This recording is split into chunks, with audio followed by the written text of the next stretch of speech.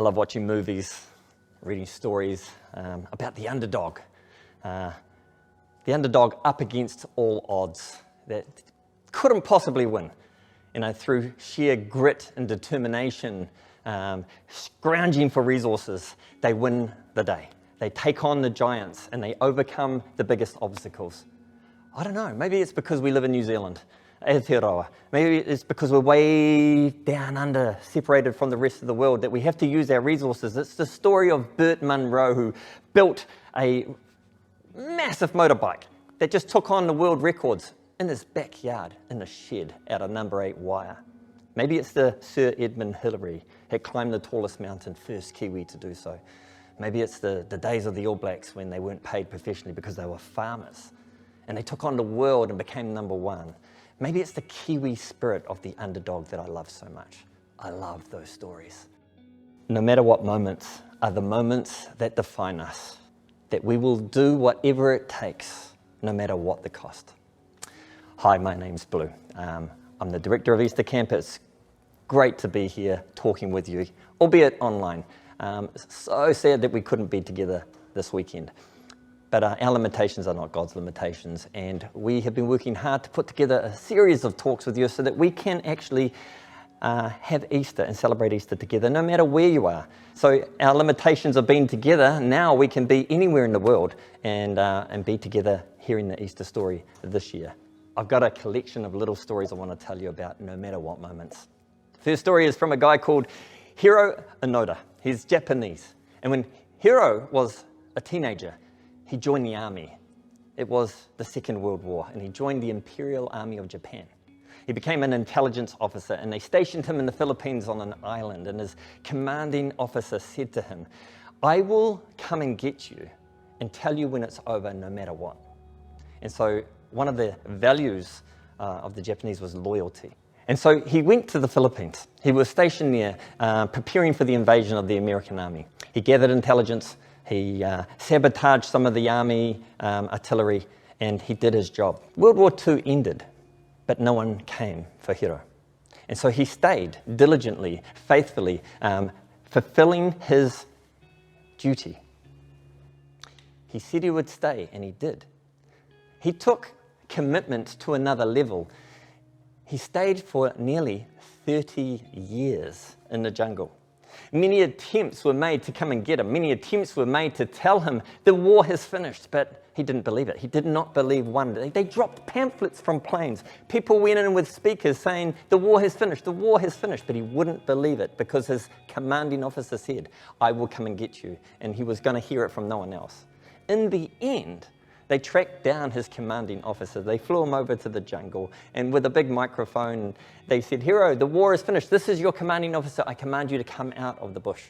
And so he did. He came out of the jungle, and he laid down his sword, and he was committed no matter what. And people said to him, "What kept you going?" And very cheekily, he said, "I'm very competitive." It was a no matter what moment of loyalty. The value of loyalty came through. What an amazing story. After being in the jungle for 30 years, when Hiro went back to Japan, he found it was a different country than he had left. And in the later parts of his life, he committed to helping young, disturbed teenagers actually deal with their anger issues. It was awesome. The next story I want to tell is from a Disney movie, I know, Encanto. My daughter has made me watch it 4 times now. And it's great. Mirabel, who doesn't love her? Gift or no gift, I will save this family. She was amazing. Through her sheer determination, she wanted to fix everything. I will save the miracle. Yeah? And she did everything she could to try and pull it together, no matter what. This family was going to be whole, no matter what. This house was going to be whole. And she worked tirelessly. My favorite scene in the movie is when the rats were being chased by her through the hallways, up the stairs. And the rats went underneath the picture, and behind the picture was this secret passage. And there behind the passage, in the darkness, she met Bruno. We don't talk about Bruno. It reminds me of a true story, not a Disney story, where Bruno lived behind the walls. It was about a young girl and her sister and her father. She grew up in the Netherlands. Her name was Corrie. And her father was a watchmaker. And when she was a little girl, she used to watch her father making watches. And she decided that she wanted to become a watchmaker when she was an adult. All the while, her and her sister Betsy were running the equivalent of youth groups back then. They were called youth clubs, where they got young women along to learn crafts and sewing, because that was what they did back then. But they also talked about Jesus. They were passionately in love with Jesus as Jewish people of the Netherlands. World War II came along again, and the Germany invasion took place. Lots of people weren't treated that well by the German army, and in particular the Jewish people and those who had disabilities. A lot of those people were rounded up, put onto trains, and taken away, never to be seen again. So Corrie and her family had a choice to make. What do we do about this? Do we run from this, or do we help? The value of compassion led them to their no matter what moment. And so what they did, like Bruno, is they built a secret room inside their house. And so they welcomed anybody with a disability or who was a Jewish person running from the authorities or the German army. And so the people would come around and they'd hurry them up to the room and they'd hide them into the room. And when the German soldiers would come around, they'd look and they couldn't find anybody. But that didn't mean that they weren't suspicious about the Ten Boom family. And so they arrested them. And Corrie and her sister Betsy were taken to a concentration camp, along with their father. As there, her father died, as well as Betsy. And for an administrative error, Corrie was released instead of getting sent off to the gas chambers.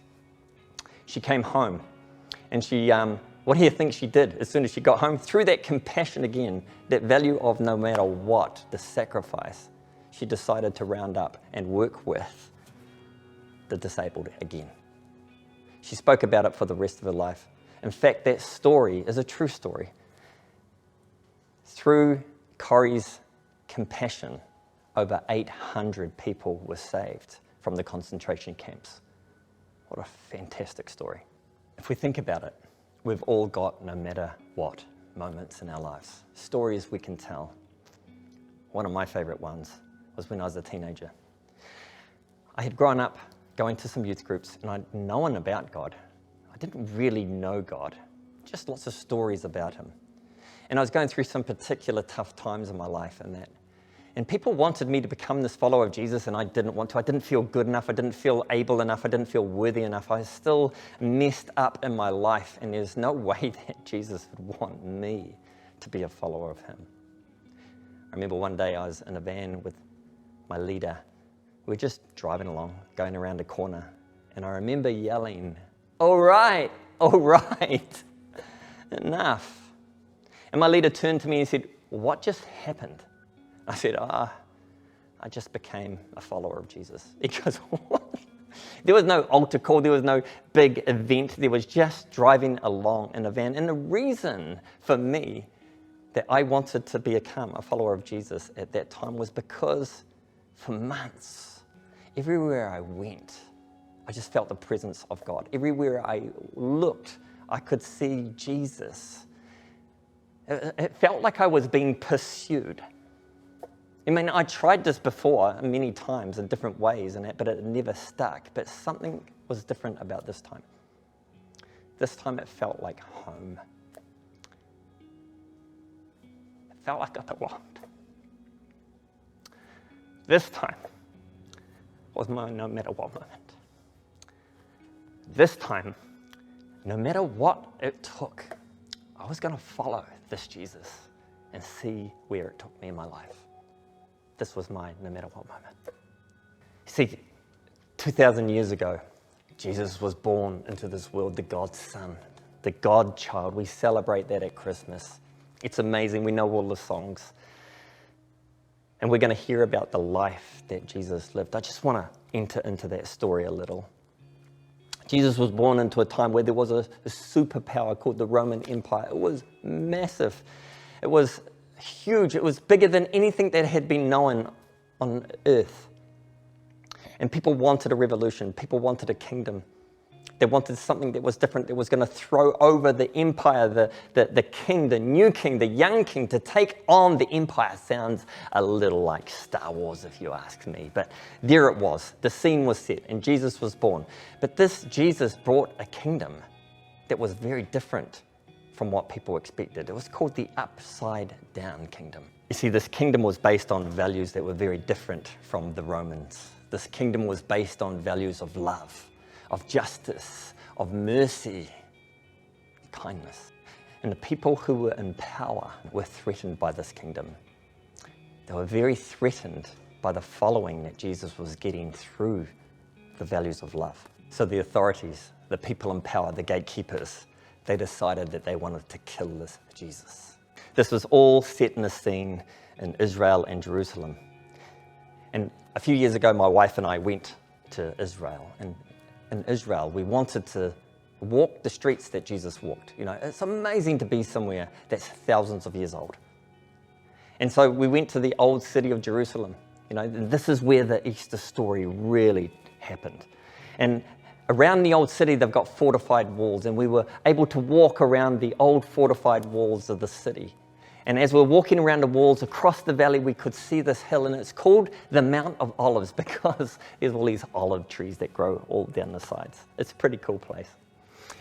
Nestled in the Mount of Olives is this little garden. It goes by the name Gethsemane. And this is where I want to pick up the Easter story. You see, Jesus had a supper, a dinner with his closest followers.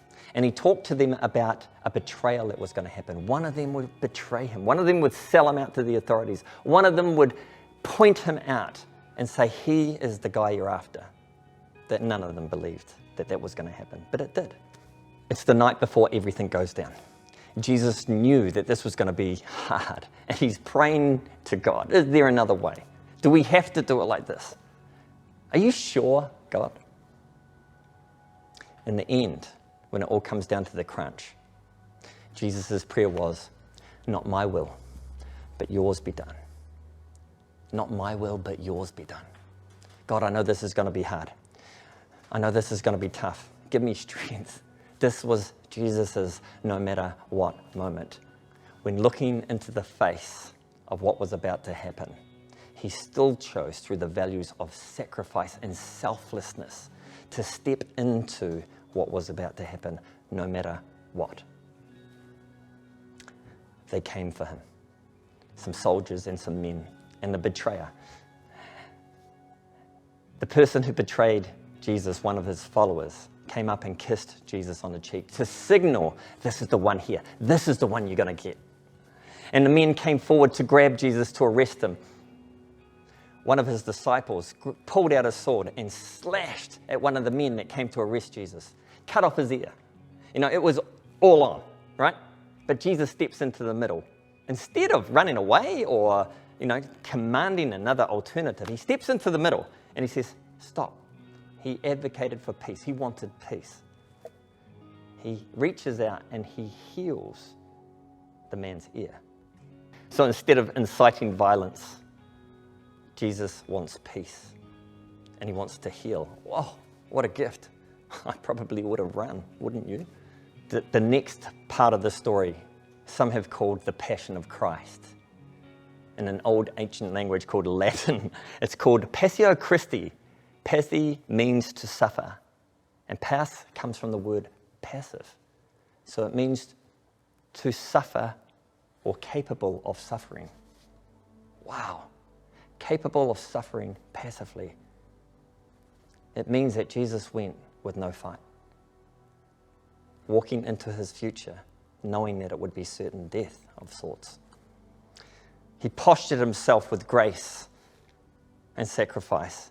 Some have named him the Lamb because that's the posture that he had going into this. So Jesus walks off to his trial.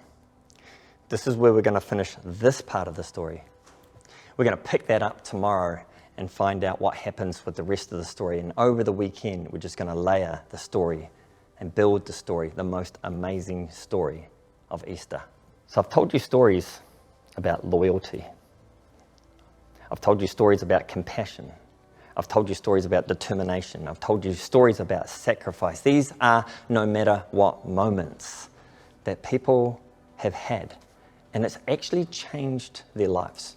And it's changed the lives of others. I wonder what your no matter what moments will be. I wonder if your no matter what moment would lead you to change something in your life for the rest of your life.